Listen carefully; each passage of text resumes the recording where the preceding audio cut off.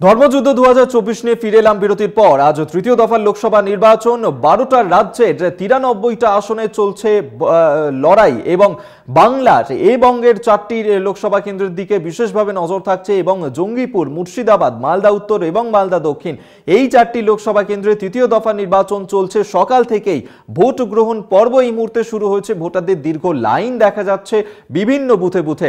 কেন্দ্রীয় বাহিনী মোতায়েন করা হয়েছে। মোট 334 কোম্পানি কেন্দ্রীয় বাহিনীর দ্বারা পশ্চিমবঙ্গের এই 4টি লোকসভা কেন্দ্রে সেখানে কিন্তু ভোট গ্রহণ পর্ব চলছে।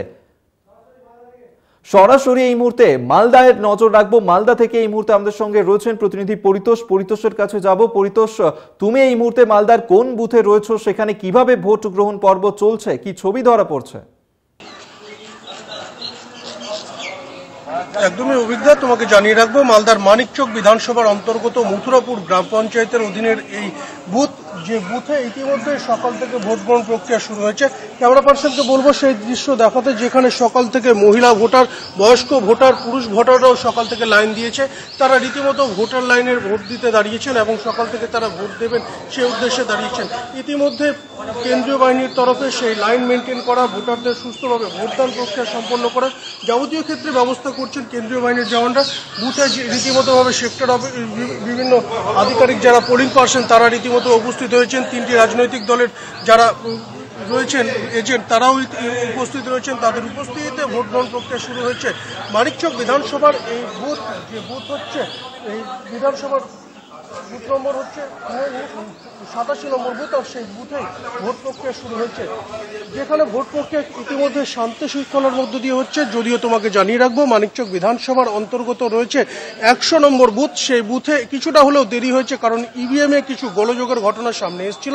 তারপর সেই ভোট গ্রহণ প্রক্রিয়া কিছুটা দেরি হয়েছে। তবে এই গোটা পরিস্থিতিতে ভোট গ্রহণ প্রক্রিয়া সেখানেও শুরু হয়েছে, সুষ্ঠুভাবে ভোট গ্রহণ প্রক্রিয়া চলছে। পরিতোষ, তুমি বলছিলে যে সেখানে ইভিএম মেশিনে কিছু গন্ডগোল দেখা গিয়েছিল, যার কারণে কিছুটা হলেও বিলম্বে শুরু হয়েছিল ভোট গ্রহণ পর্ব। এখন কি ভোট গ্রহণ চলছে? ঠিকঠাক রয়েছে সমস্ত কিছু? সেখানে মোতায়েন রয়েছে, তারা যেমন নজরদারি চালাচ্ছেন, ভোটাররা যারা আসছেন তারা রীতিমতো যাতে সুস্থভাবে ভোট দিতে পারে সে ব্যবস্থা করার পাশাপাশি যাতে এই বেলা বাড়ার সাথে সাথে রৌদ্রের মুখে যাতে না পড়তে হয় ভোটারদের, তার জন্য ত্রিপলের ব্যবস্থা করা হয়েছে।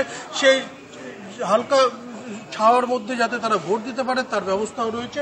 তবে ভোট গ্রহণ প্রক্রিয়া সকাল থেকে শুরু হলেও কোনো রকম কোনো বিক্ষিপ্ত ঘটনা ঘটেনি এবং শান্তিপূর্ণ এখনো পর্যন্ত ভোট গ্রহণ প্রক্রিয়া চলছে। অভিক, বেশ, আপাতত ধন্যবাদ তোমায়। পরিতোষ এতক্ষণ সরাসরি আমাদের সঙ্গে ছিলেন প্রতিনিধি মালদা থেকে, এবং সেখানে ভোট গ্রহণ চলছে।